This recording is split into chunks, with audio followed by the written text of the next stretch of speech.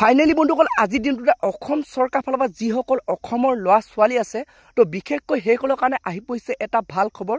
তো বন্ধুসকল আপোনালোকে এতিয়া অতি সোনকালে তো আপোনালোকে বেংক একাউণ্টত আপোনালোকে 2500 টকা আপোনালোকে লাভ কৰিব, যোনটো কি বৰ্তমান মুখ্যমন্ত্ৰী ডাঙৰীয়াই আজি ঘোষণা কৰিছে। তো বন্ধুসকল আপোনালোকক মই সেই ভিডিঅ' ক্লিপটো দেখুৱাবলৈ চেষ্টা কৰিম।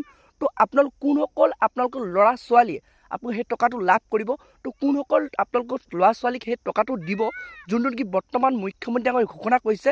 তো সেই ভিডিঅ' ক্লিপটো আপোনালোকক মই এতিয়া দেখুৱাই আছোঁ। আৰু এইখিনিতে আপোনালোকক ক'ব বিচাৰিছোঁ, আপোনালোকে যদি মোৰ চেনেলটোত নতুনকৈ আহিছে চেনেলটো লাইক এটা কৰিব, পাৰিলে ছাবস্ক্ৰাইব কৰিব, লগতে আপোনালোকে বেল আইকনটো অন কৰি দিব।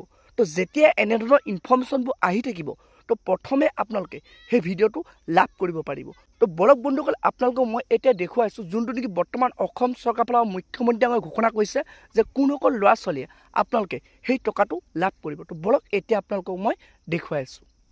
এইবাৰ বাজেটত আমি ঘোষণা কৰিছোঁ যে আমাৰ ঘৰৰ ল'ৰা ছোৱালী যেতিয়া BA পাছ কৰিব লগে লগে চাকৰি নাপায়, 1 বছৰৰ কাৰণে তেওঁলোকে চাকৰি বিচাৰিব লাগে, বিভিন্ন পৰীক্ষা দিব লাগে, গুৱাহাটী নগাঁৱলৈকে পৰীক্ষা দিব যাব লাগে।